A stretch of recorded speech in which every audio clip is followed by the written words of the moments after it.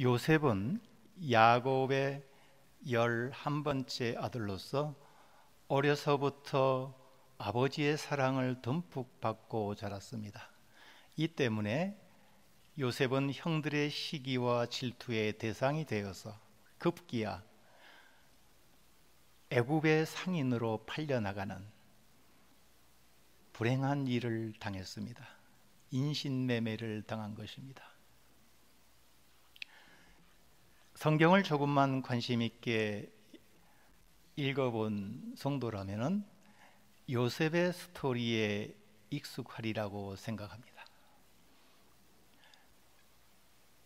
창세기 50장 가운데에 4분의 1 분량가량의 내용이 요셉에 관한 것입니다.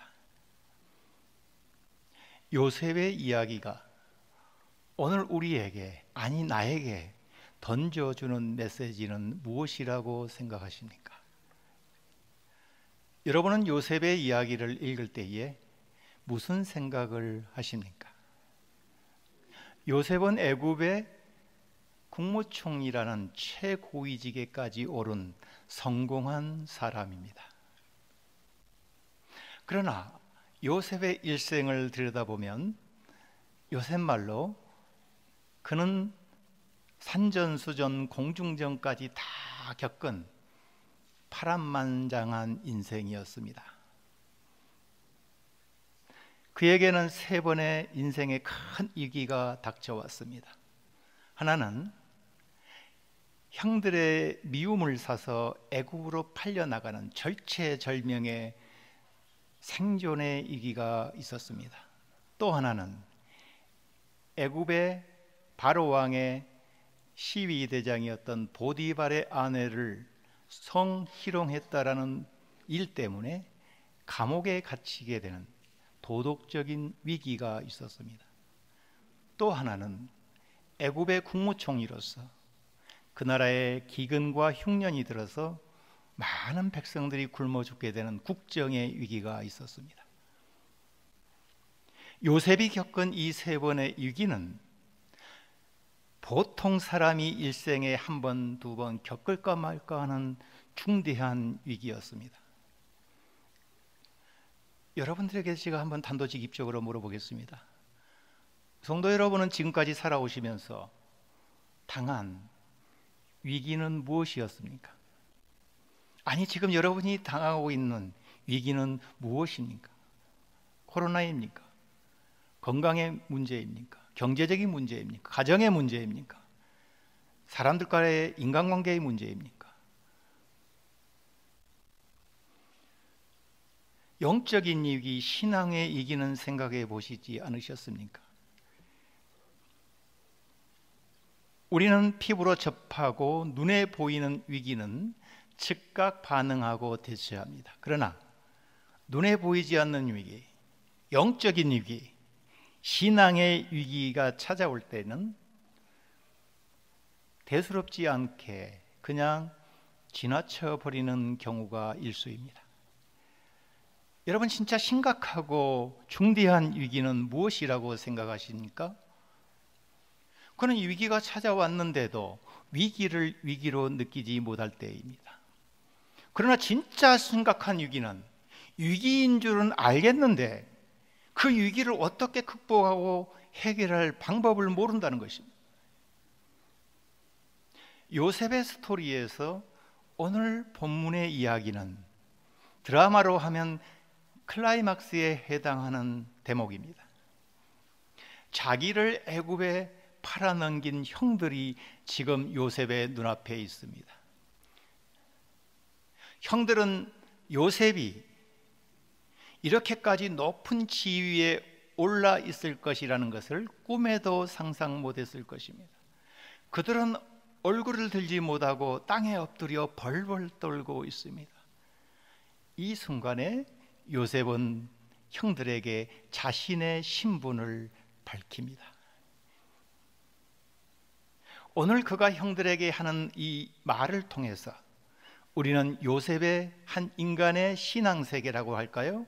그의 신앙관을 두 가지 포인트로 정리해 볼 수가 있습니다. 하나는 구속사 신앙이요, 또 하나는 보냄받은 자의 소명의 신앙입니다. 먼저 구속사 신앙입니다.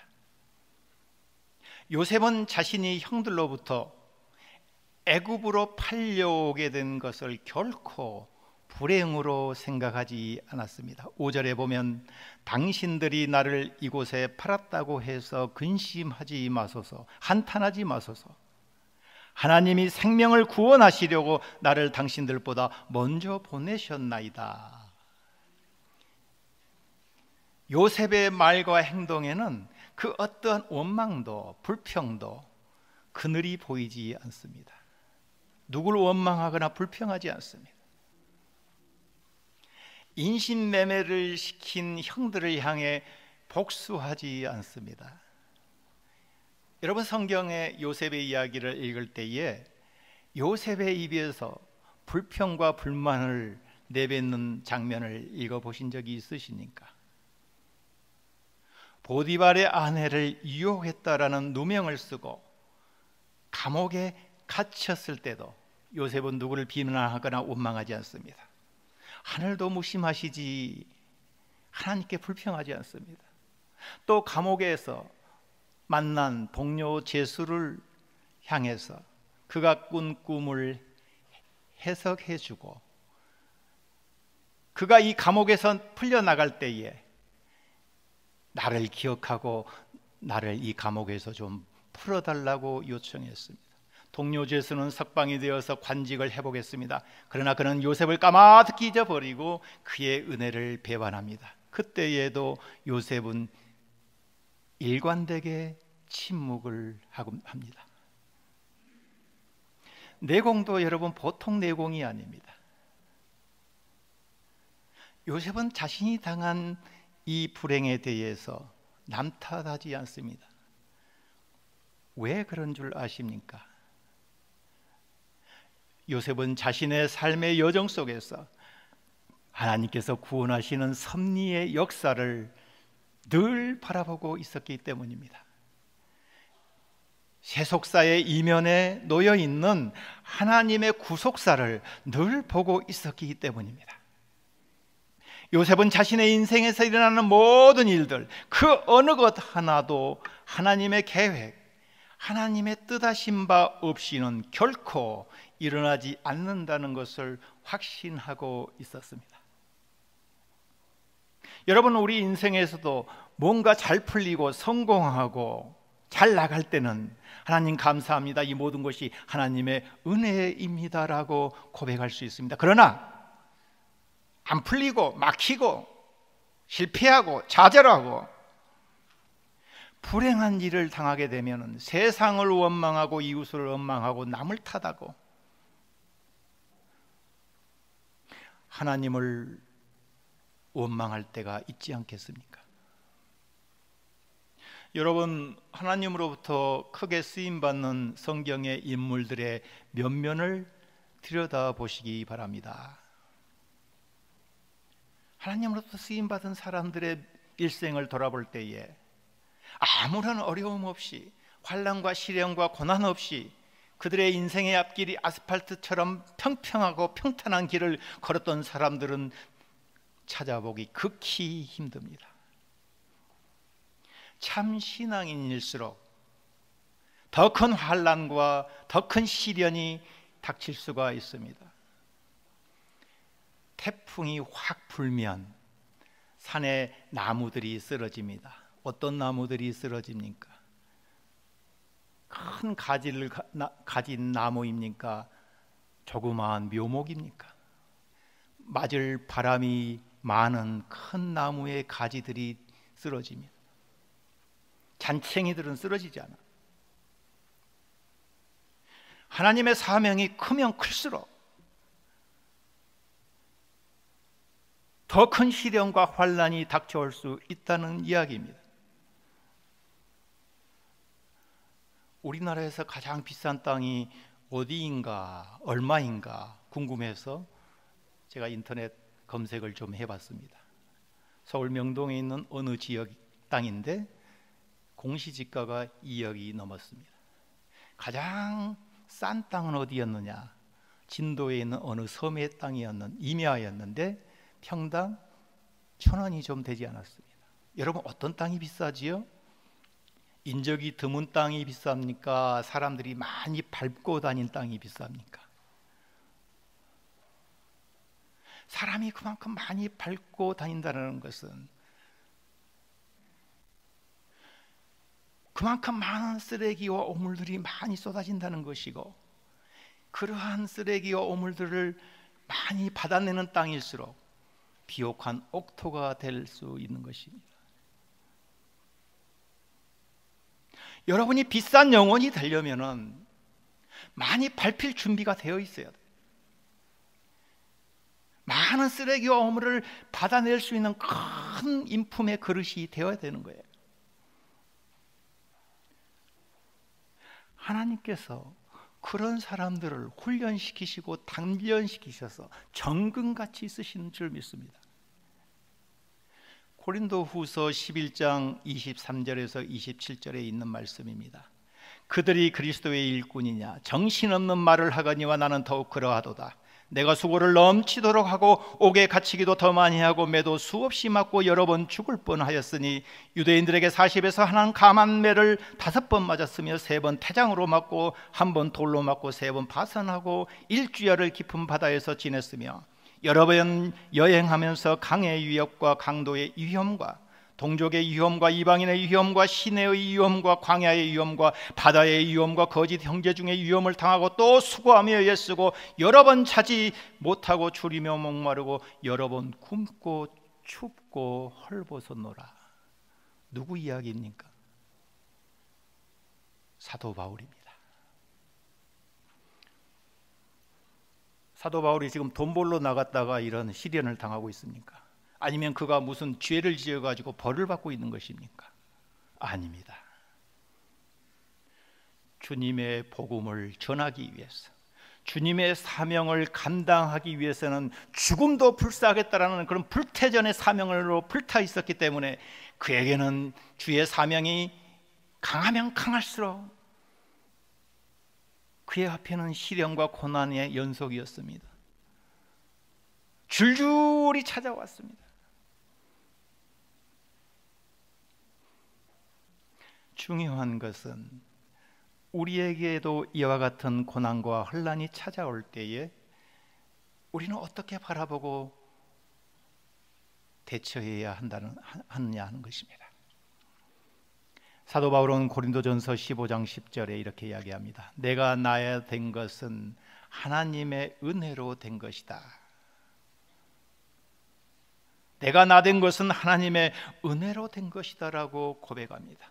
모든 것이 하나님의 은혜라는 것입니다. 여러분 모두에게도 이러한 위대한 고백 신앙이 있기를 주의 이름으로 축원합니다.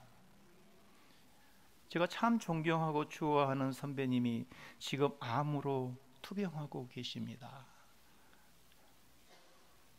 격주로 병원을 드나들면서 항암 치료를 받고 계셔요. 가끔씩 연락하고 그분을 위해서도 간절히 기도합니다. 그런데 그분 하시는 말씀이 그래요. 병들고 보니 장시간 놀아주는 친구가 그렇게도 고맙고 감사하다는 것입니다. 격주로 3박 4일간 병원에 들어가서 항암 치료를 마치고 지붕을 들고 집으로 돌아온 날이면 처져 있던 몸도 힘이 나고 마음도 너무 평안하고 행복하다고 그렇습니다. 병들고 보니 모든 것이 감사요, 바라보는 모든 것이 영광스럽고 은혜롭다는 것입니다. 며칠 전은 함께 통화하면서 항암 치료 오늘 들어갑니다. 그래서 힘내십시오. 기도하겠습니다. 저도 인생을 힘들게 살아왔으니 이대로 평안히 죽어도 좋습니다. 죽음이 곧 안식 아니겠습니까? 무슨 그런 심약한 이야기를 하십니까? 힘내십시오. 그런데 그분의 그 이야기를 들으면서 보통 사람이 할 수 있는 이야기는 아니지 않습니까? 하나님 말씀에 깊은 성찰과 깨달음이 있는 참 신앙인의 말이라고 저는 그렇게 생각했습니다. 조나단 에드워드 목사님은 18세기 미국의 청교도 부흥운동을 이끌었던 설교자요 신학자이셨습니다. 이분이 쓴 책에 이런 내용이 나옵니다. 성경에 보면 인간의 수명이 원래 900년 정도 됐다는 거예요. 그런데 홍수 사태 이후로 수명이 점점 단축되기 시작해서 400~500년 정도로 단축되었고, 광야 시절에 정탐꾼들의 보고를 받고 이스라엘 백성들이 울고불고 불평과 원망을 늘어났다는 겁니다. 그러면서 수명이 지금처럼 70~80년으로 줄어들었다는 것입니다. 그런데 그분은 이 사태를 어떻게 해석을 하느냐 하면, 오히려 수명이 단축된 것이 하나님의 은혜가 아니겠는가, 그렇게 반문합니다. 우리의 인생이 400~500년, 아니 더 이상 성경의 나이처럼 그렇게 오래 산다고 하면 저 세상에 대해서, 주님의 구속 사역에 대해서 얼마나 사람들이 무시하고 이 세상과 짜가면서 살겠냐 이거예요. 지금 100세 시대 모두가 건강하고 장수하기를 바라고 있습니다. 여러분 모두 건강하고 장수하시기를 바랍니다. 그런데 장수가 목적이면 문제지 않겠습니까? 장수하면서 이 세상과 짝하고 하나님을 잃어버리고 하나님의 은혜를 배반하고 산다고 하면 그 장수가 무슨 의미가 있겠습니까? 우리의 인생의 연한이 400~500년 된다고 해도 그것이 무슨 의미가 있겠어요? 그래서 조나단 목사님은 영생의 복된 소식을 기쁨으로 더 잘 받아들이도록 수명이 70~80년으로 단축된 것이 오히려 동기부여를 해준다는 것이에요. 어거스틴이라는 신학자는 우리의 인생을 막막한 바다를 항해하는 배에 비유했습니다.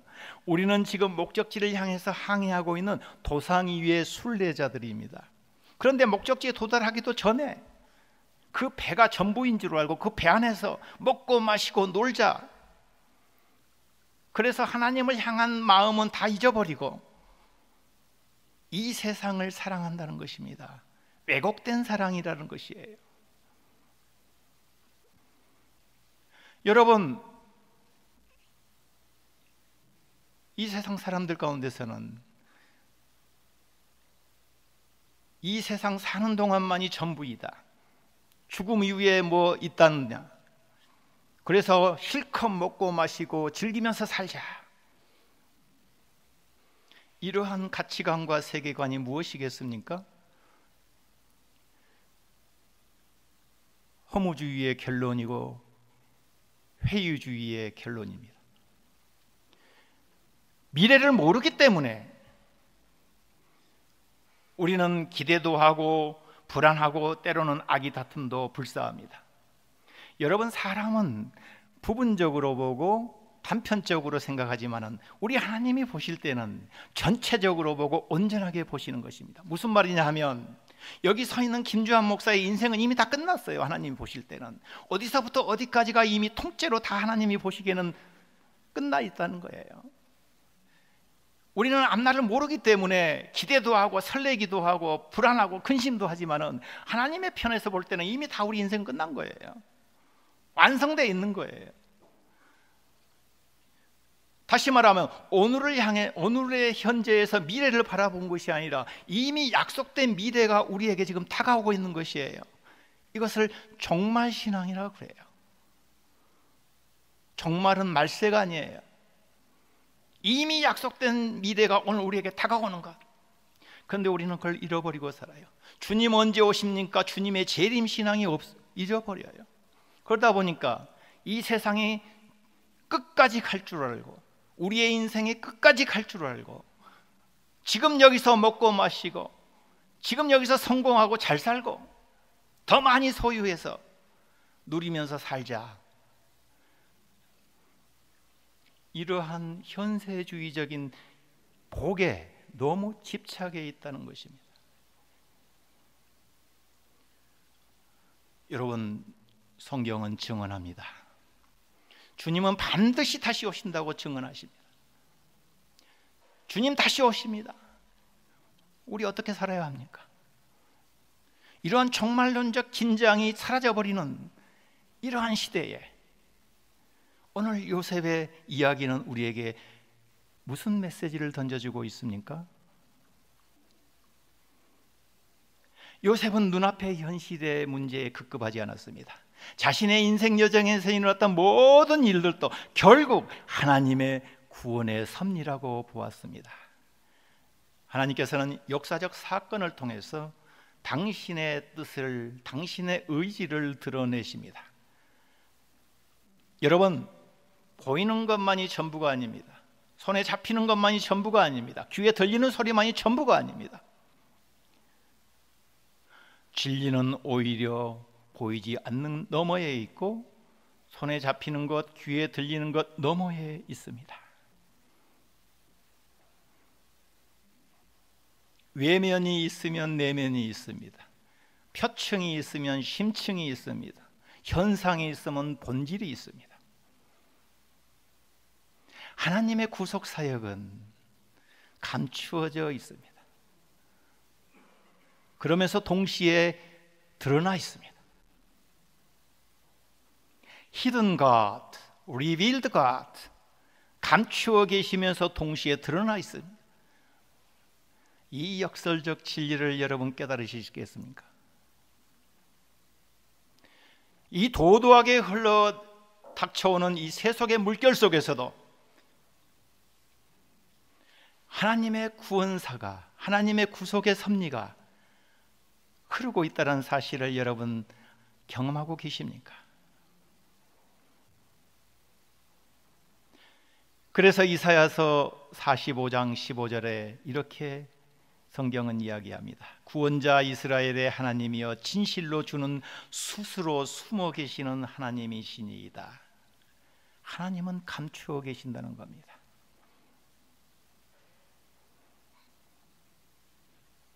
인간의 혼돈을 섭리의 역사로 이끌어 가시는 하나님의 뜻을 분별할 수 있는 능력과 지혜가 여러분 모두에게 충만할 수 있기를 축원합니다.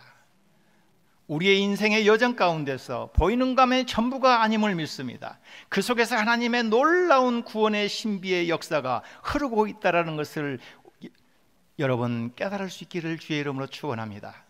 우리의 눈에 마치 비늘 같은 것이 씌어 있어서 하나님의 구속의 역사를 보지 못한다면 이처럼 불행한 일이 어디 있겠습니까? 성도의 최고의 기쁨은 언제일까요? 하나님의 구원의 역사가 지금 나에게도, 내 인생에도 변함없이 어제나 오늘이나 영원토록 함께하고 있다는 사실을 붙잡고 나아가는 거 아니겠습니까? 그러한 믿음의 토대 위에서 우리는 우리에게 닥쳐오는 수많은 위기와 환난과 풍파가 아무리 거세다 할지라도 능히 이기고 승리할 줄로 믿습니다. 눈에 보이는 세상의 역사 한복판에 숨겨져 있는 하나님의 구원의 손길을 볼 수 있기를 기원합니다. 또 한 가지 요셉의 이야기에서 우리가 묵상하는 포인트는 보냄받은 자로서의 소명신앙입니다. 요셉은 형들에게 이렇게 말합니다. 당신들이 나를 이곳으로 팔아넘겼지만 그 이면에 숨어있는 하나님의 구원의 계획, 섭리가 있다는 것입니다. 7절 8절입니다. 하나님이 큰 구원으로 당신들의 생명을 보존하고 당신들의 후손을 세상에 두시려고 나를 당신들보다 먼저 보내셨나니 그런즉 나를 이리로 보낸 이는 당신들이 아니요 하나님이시라. 형님들 너무 자책하지 마세요. 근심하지 마십시오. 눈을 들어 하나님을 바라보십시오. 형님들의 그 악한 행동 속에서도 하나님께서는 구원의 위대한 역사를 감추어 놓으셨습니다. 숨겨 놓으셨습니다. 그래서 결국 오늘과 같은 이런 일이 있지 않습니까? 요셉은 지금 벌벌벌 떨고 있는 형들을 오히려 위로합니다. 그리고 눈을 들어서 하나님의 위대한 구원의 섭리와 역사를 바라보라는 겁니다. 요셉은 생명을 구원하시려는 하나님의 위대한 구원사에서 자신이 지금 도구로 쓰임받고 있음을 분명히 깨달았습니다. 여러분, 우리 모두는 이 세상에서 하나님의 도구로 쓰임받고 있는 존재임을 믿습니다. 우리 모두는 하나님으로부터 부름받은 거룩한 사제들이요, 하나님으로부터 파송받은 선교사라는 사실을 믿으시기 바랍니다. 바울의 표현을 빌리자면 우리는 모두가 다 그리스도의 편지요, 그리스도의 향기입니다. 향기는 이 향기를 낼 때에 빛을 발합니다. 여러분 모두가 다 움직이고 부스럭거리면서 그리스도의 향기를 충만하게 발산하여 이웃과 사회에 덕과 사랑을 많이 끼치며 살아가는 복된 인생들이 다 될 수 있기를 바랍니다. 여러분, 외교관은 자신을 파송한 국가를 대표합니다. 우리나라에도 많은 외교 관계를 맺고 있는 나라들의 대사들이 파견되어 있지 않습니까? 한 국가를 대표하는 대표자이기 때문에 그에게는 권리도 있고 영예도 있습니다. 법으로 보자면 여러분, 대리인은 사무관리자와는 다릅니다. 본인 대신에 갖는 사람이 대리인이지 않습니까? 그래서 권리가 막강한 겁니다. 그런데 대리인은 본인을 파송한 사람의 뜻에 따라서 그 권한을 행사해야 하는 것입니다. 여러분, 그렇지 않습니까? 하나님으로부터 파송받고 보냄받았다라는 것은 하나님의 뜻을 묻고 하나님의 뜻에 따라서 행동해야 한다는 것을 의미합니다. 우리가 마치 하나님의 뜻을 배반하면서 잊어버리고 우리의 의지와 우리의 뜻대로 행동한다면 파송하신 하나님의 마음이 얼마나 아프시겠습니까? 기도할 때도 우리 편에서 일방적으로 하나님께 던져놓고 하나님 편에서 하나님 알아서 하세요, 이런 식의 태도는 올바른 자세가 아니지 않겠습니까? 우리는 하나님의 뜻을 묻는 자세가 필요합니다. 오늘 요셉이 보여준 태도에서 우리가 배우고 깨달아야 할 교훈은 무엇입니까? 모든 일이 하나님의 손에 달려 있다는 것을 보라는 것입니다. 그렇다고 세상 만사 모두 하나님의 손에 달렸으니 될 대로 되라는 식의 모든 것을 운명이고 숙명으로 맡겨놓으라는 그런 뜻은 결코 아닙니다. 우리가 참 신앙인이라면 비록 원치 않은 환난과 고난과 불행이 찾아와도 그 가운데에서 하나님의 뜻을 묻고 하나님의 의도를 물으라는 것입니다. 하나님의 구원사의 목적은 심판이 아니고 생명을 살리는 데 있습니다. 여러분들의 생명을 살리기 위해서 하나님께서 나를 먼저 애굽으로 보내셨다라고 이 위대한 신앙인의 고백을 한번 들어보시기 바랍니다. 악을 이용하여서 선으로 바꾸시는 하나님, 불행과 고난과 환난 가운데서도 하나님의 구원신앙, 생명을 살리고 사는 이 생명신앙, 하나님의 선한 뜻을 바라보라는 것입니다. 이 사실을 깊이 있게 깨달았던 사도 바울은 로마서 8장 28절에서 이렇게 위대한 고백을 하고 있습니다. 우리 함께 한 목소리로 봉독해 볼까요? 우리가 알거니와 하나님을 사랑하는 자 곧 그의 뜻대로 부르심을 입은 자들에게는 모든 것이 합력하여 선을 이루느니라. 모든 것이 합력하여 선을 이루느니라. 과정에서는 분란도 있고 의견 차이도 있지만 결국은 모든 것이 합력하여 선을 이루는 데 쓰임받기를 바랍니다. 일을 하면서도 말이 없는 사람이 있는가 하면 일은 안 하면서도 말이 많은 사람들이 있어요. 여러분 기억하십시오. 기도 많이 하고 교회에 충성하는 사람일수록 주의해야 할 것은 말이 없어야 하는 것입니다. 사람을 모아서 파당을 짓고 믿음 약한 사람들을 실족하게 하고 주변 사람들을 아프게 한다면은 그러한 헌신은 하지 아니한만도 못한 거 아니겠습니까? 일을 많이 하면서도 여러분 말이 없기를 바랍니다. 그것이야말로 참 신앙인의 자세가 아니겠습니까? 모든 것이 합력하여 선을 이루는 일에 마음과 뜻을 모으시기를 주의 이름으로 축원합니다. 하나님께서는 당신의 구원의 섭리와 은혜의 언약 사건을 요셉이라는 한 인물을 샘플로 택해서 창세기의 4분의 1 분량가량을 할애해서 오늘 우리에게 귀한 메시지를 던져주고 있습니다. 우리는 지금 코로나 전국을 힘들게 넘어가고 있습니다. 우리가 잊지 말아야 할 것은 어떠한 고난과 역경 속에서도 하나님께서는 당신의 자녀들을 끝까지 사랑하시고 붙들고 계신다는 것입니다. 내 멘탈로는, 내 정신력으로는 감당할 수 없는 그러한 시련과 환난이 나에게 닥쳐온다 할지라도 우리가 하나님을 끝까지 붙잡고 매달리고 있을 때에 우리는 결코 혼자가 아닙니다. 성도 여러분, 하나님은 우리를 보석처럼 빛나게 빚으시고 단련시키셔서 당신의 거룩한 도구로 사용하시기를 원하고 계십니다. 여러분 모두 우리 삶 한복판에서 섭리하고 계시는 하나님의 구속의 사랑을 깊이 경험하면서 신앙의 과즙이 풍성한 열매를 맺을 수 있게 되기를 주의 이름으로 축원합니다. 기도하겠습니다.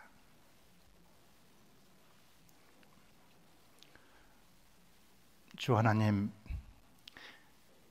우리가 잘나서, 우리가 헌신이 많아서, 업적과 공로가 많아서 우리를 자녀 삼아 주신 것이 아니라 죄악과 허물이 많음에도 불구하고 우리를 자녀 삼으셔서 우리를 의롭게 만들고 계십니다. 이 거룩한 부름 앞에 겸손히 순종하게 하여 주옵소서. 주님, 저희들의 말과 생각이 주님의 말씀 안에서 정돈되게 하시고 주 예수 그리스도의 발걸음을 좇아 빛 가운데 걸어가게 하옵소서. 안신교회가 믿음의 역사를 계속 이어가게 하시고 사랑의 수고와 소망의 인내로 이 지역사회의 빛과 소금이 되게 하여 주옵소서. 생수의 강이 흘러 넘치는 교회가 되게 하여 주옵소서. 예수 그리스도 이름으로 감사하며 기도하옵나이다. 아멘.